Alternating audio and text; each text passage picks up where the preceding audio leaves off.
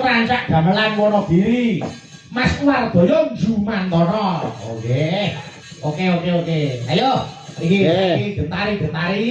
Gentari karo Mbak Niken Saindri. Oke. Niken Gentari karo Niken Saindri. Ah. Bentar terus.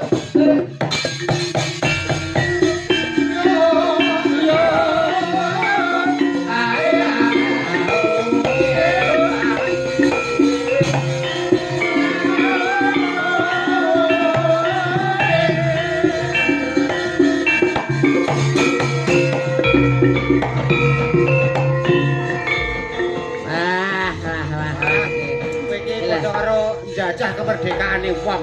Lah apa ta? Jajah kemerdekaane wong. Wong turu iki padha karo wong merdeka lho. Kok mbok gugah? Sapa sing turu iki sapa? Aku. Oh, Mbak ini kan lagi ndonga. Ana wektu dienggo istirahat wis sah hukume. Heeh. Iki ta. Coba nek sing turu niku Mas Mondol, lah ora tak cemplunge kali ngono. Ayo.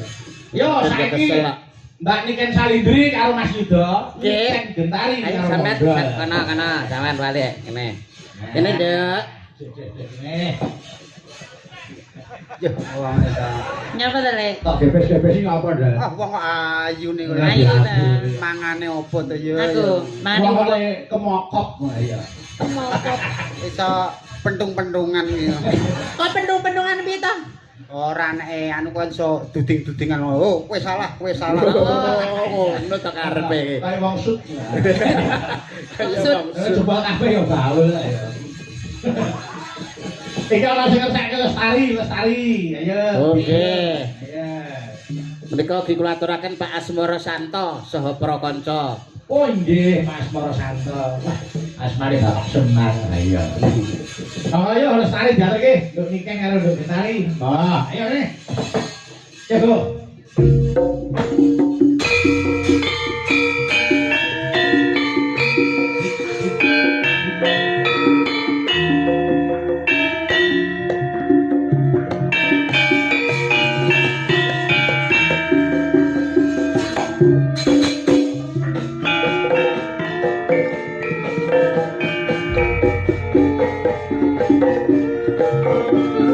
Sangat dewi katon lam-lami dan babar ngangi sepi arom kembali melati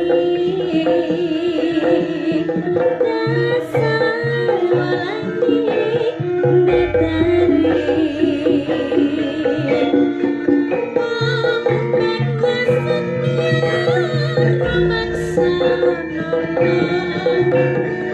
Sasan apiane karnika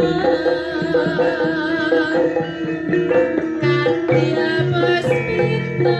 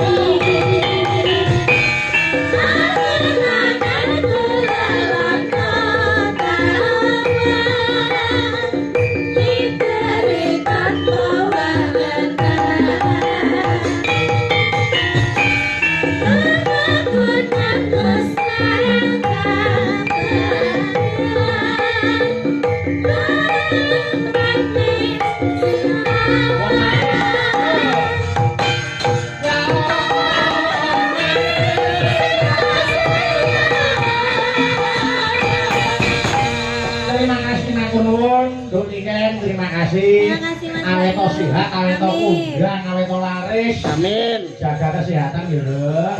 Nggih. Mas Yudo. Nggih, Mas Bayus. Matur nuwun sanget. Nggih. Bakenipun ayo padha ndonga. Nggih. Panjenenganipun Bapak Gunaryanto sak kulawarga tansah nanggih rahayu wilujeng sekolah.